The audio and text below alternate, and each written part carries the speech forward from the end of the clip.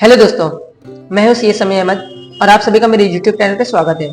आज हम डिस्कस करेंगे सेक्शन 115 बीबीए, जो कि बात करते हैं tax on income of non resident sports person और स्पोर्ट्स एसोसिएशन। ये सेक्शन क्या कहते हैं कि किसी भी नॉन रेजिडेंट एसएससी की इनकम, मतलब किसी भी नॉन रेजिडेंट एसएससी को अगर इन तरीके की इनकम हो रही है तो उसमें वो जो टैक्स पे करेंगे सेक्शन 115 डबल बी ए के अंदर पे करेंगे।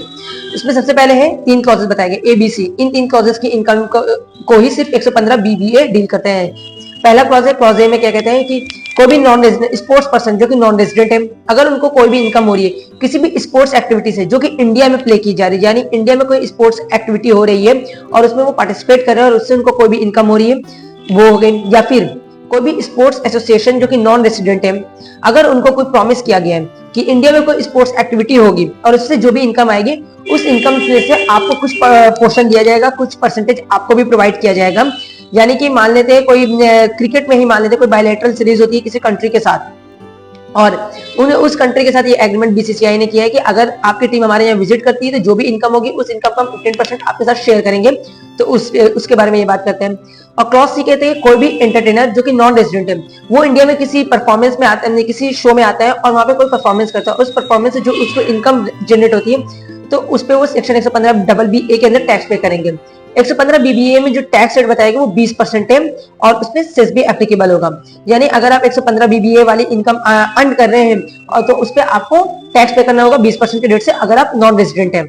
ये सेक्शन जो है हमारा सिमिलर है, जैसा कि हमने टीडीएस में सेक्शन पढ़ा था सेक्शन 194E, वो भी बात करता है नॉन रेजिडेंट पे टैक्स के बारे में। लेकिन वो जो सेक्शन बात करता है वो बात करता था डिडक्टर के बारे में, यानी कि जो पर्सन पेमेंट कर रहा है तो वो at the time of crediting the account of non resident वो टीडीएस डिडक्ट करेगा at the rate of 20%।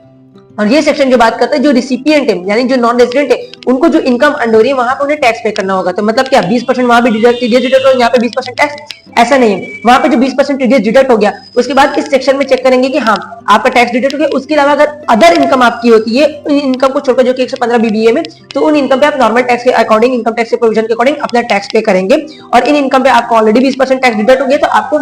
Further कोई पेमेंट करने की जरूरत नहीं उन इनकम्स पे। इस सेक्शन में एक एग्जेम्पशन भी दिया गया कि अगर आपको जो सेक्शन 115 डबल बी ए में जो 3 तरीके की इनकम बताएगी, अगर वही इनकम आपको